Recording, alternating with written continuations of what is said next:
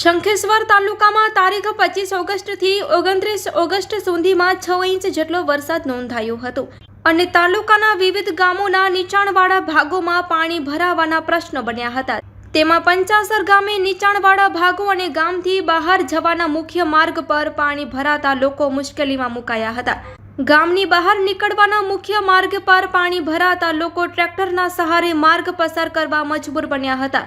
તેમાં પ્લોટ વિસ્તારથી શાળા સુધી આ પાણી ભરાયા હતા। તેમાં ભરવાડવાસ, રાવળવાસ, દેવી પૂજક વિસ્તારમાં અને બજાણિયાવાસમાં પાણી ભરાતા સ્કૂલે જતા બાળકો પાણી કાદવ કીચડમાંથી પસાર થવા મજબૂર બન્યા હતા।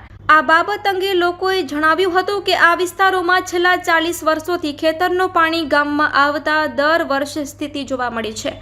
આ વિસ્તારમાં મામલતદાર ટીડીઓએ 2 વખત મુલાકાત લીધી પણ પાણી નિકાલની કોઈ વ્યવસ્થા ન થતા લોકો મુશ્કેલીમાં મુકાયા હતા।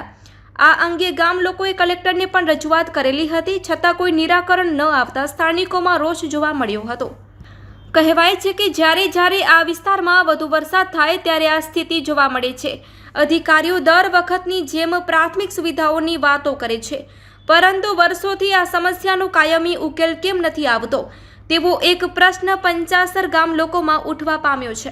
Report by Vinod Thakar, Patan Harij. અમારા રાવળવાસ, બજણિયાવાસ, વાઘરીવાસ, ભરવાડવાસ આ વર્ષો જૂનો પ્રોબ્લેમ ચાલે હાર્યો પાણીનો। કોઈ આનું કોઈ નિવારણ નહીં આવતું। વારંવાર ટીડીઓ આવીને જાય, તલાટી આવીને જાય, સરપંચ આવીને જાય, કોઈ ગામ સાંભળતું નથી આનું, બરાબર। કોઈ આનું નિવારણ આવતું નથી। અમારે છોકરાને જવાની તકલીફ પડે નિશાળ જવા માટે, પછી અત્યારે ઘરની અંદર પાણી ભર્યું હોય, બરાબર। નાના છોકરાને બહાર મૂકવો હોય તો અમારે છોકરાની હારું રહેવું પડે, બરાબર। અને આખા ગામનો વિષય છે, અમારે એકનો નહીં પ્રશ્ન, આખા ગામનો પ્રશ્ન હાર્યો। કોઈ ગામનું ધ્યાન દેતું નથી આની અંદર, બરાબર। હવે આનું કોઈ નિવારણ આવે તો બરાબર છે। હવે તો અમે તો થાય કે વારંવાર આજ 25 વર્ષથી હું જાણનો સમજણો થયો ને ત્યાંથી આનો પ્રોબ્લેમ જોઉં છું। દર વર્ષે આનો પ્રશ્ન હોય। તો શંખેશ્વર તાલુકાના પંચાસર ગામે દર ચોમાસાની અંદર ખેતરનું પાણી ગામમાં આવતું હોવાથી નાયકવાસ, બજણિયાવાસ, વાઘરીવાસ અને ભરવાડવાસ આખા ડૂબમાં જાય છે। આવવા જવાની ભયંકર તકલીફ પડે છે।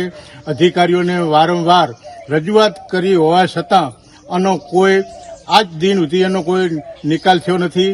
અને અધિકારીઓ મામલતદારમાં જઈએ, ટીડીઓમાં જઈએ, કલેક્ટર કચેરીમાં જઈએ, એ એકબીજા ઉપર ખો આપી અને છૂટવાના પ્રયત્ન કરે છે। પાણીનો કોઈ નિકાલ આજ દિન સુધી થયેલ નથી। નિશાળ આવવા માટે બાળકોને પણ ટ્રેક્ટરો લઈ અને મૂકવા માટે આવવા પડતા હોય। તો આનો સત્વરે સરકાર આનો ઝપાટે નિકાલ કરે એવી દરેક ગ્રામજનોની નમ્ર વિનંતી હે ને પાણીનો પ્રોબ્લેમ વર્ષોથી હે। અમારા છોકરાને નિશાળ જવા માટે તકલીફ પડે છે। કોઈ આ ભરતું હે નહીં રાડ। આ પાણીનો કાંઈ કાની આ રાડ હોય છે વર્ષોથી, ઘરમાં પાણી હે।